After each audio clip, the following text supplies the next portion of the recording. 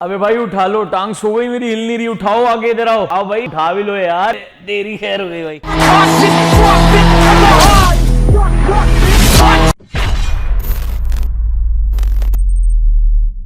Basically ये मेरा पहला व्लॉग है। सो फाइनली पहुंच गए हम सलमान भाई के वर्कशॉप पे।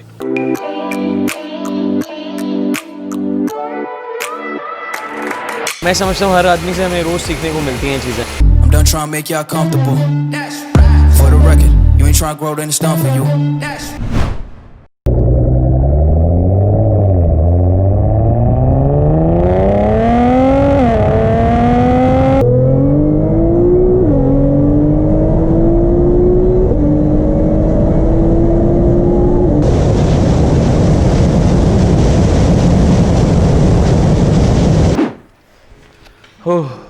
सो फाइनली वी आर बैक। आपको तो सबको पता है बहुत गर्मी है। इतनी मेहनत मैंने आज तक इतनी नहीं की जितनी मुझे आजकल करनी पड़ी है, और ये व्लॉग बनाने के लिए लगता है कि मुझे बहुत एफर्ट करने पड़ेंगे। एनीवेज आज का काम हमने कंप्लीट किया करके हम वापस खैर खैरियत से घर पर आ गए हैं। गाड़ी इन द मीन वाइल जितने रास्ते में मैंने गाड़ी चेक करनी थी उसमें तो गाड़ी ओके थी।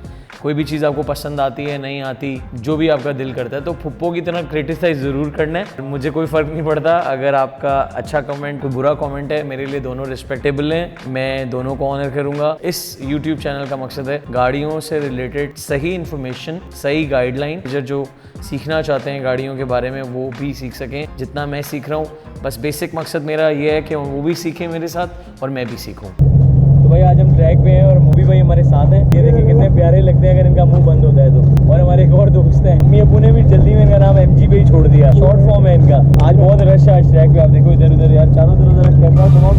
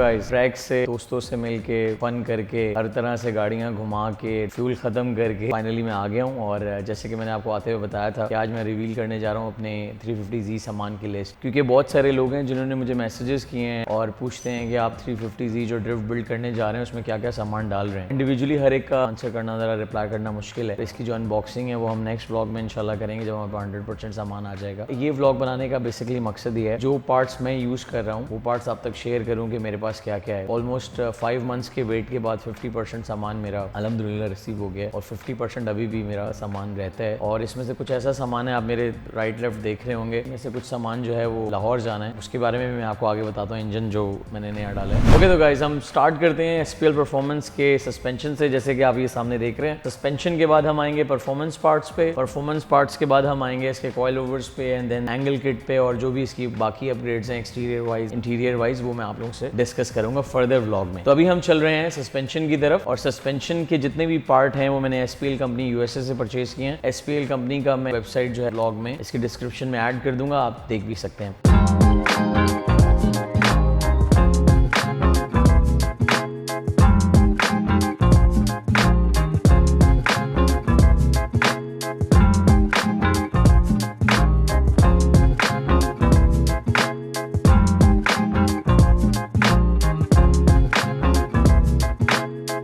प्रो सस्पेंशन के नाम से ये इंटरनेट पे अवेलेबल है और दिस इज फ्रॉम यूएसए। इसमें जो चीजें मैंने खरीदी हैं, रेयर कैम्बर लिंक्स जो कि 350Z के अलावा G35 में भी मैं यूज कर सकता हूँ। इसके अलावा रेयर मिड लिंक्स हैं, रेयर टो लिंक्स हैं, रेयर ट्रैक्शन आर्म्स हैं, सॉलिड डिफरेंशियल माउंट बुशिंग्स मैंने मंगवाई हैं, सेंट्रिक लॉकआउट किट है, सॉलिड सब फ्रेम बुशिंग्स हैं और रेयर नकल मोनोबॉल बुशिंग सेट है, वो भी 350Z और G35 दोनों में यूज हो सकता है। और rear upper arm monoball bushings हैं, SPL pro rear sway bar end links हैं, फ्रंट स्टीयरिंग रैक बूट्स हैं, एडजस्टमेंट रेंच है, रेयर टो बोल्ट्स हैं, सस्पेंशन स्टीयरिंग रैक बुशिंग है और जो इसमें सबसे ज्यादा इंपॉर्टेंट चीज है वो है कॉइल ओवर्स। बहुत फेमस ब्रांड है BC रेसिंग, आप लोग भी मेरा ख्याल है फॉलो करते होंगे एडम LZ को, DJ हंट को, क्रिस फॉर्सबर्ग को। अगर आप लोगों ने 350Z या स्काईलाइन रखी हुई है और आपको ड्रिफ्टिंग का शौक है तो उम्मीद है कि आप लोगों ने जो है वो इन लोगों को फॉलो किया होगा। सस्पेंशन पार्ट्स से निकल के परफॉर्मेंस पार्ट्स पे जाते हैं, तो परफॉर्मेंस पार्ट्स पे मिशिमोटो के ऑयल कूलर्स वगैरह चीजें नजर आ रही होंगी।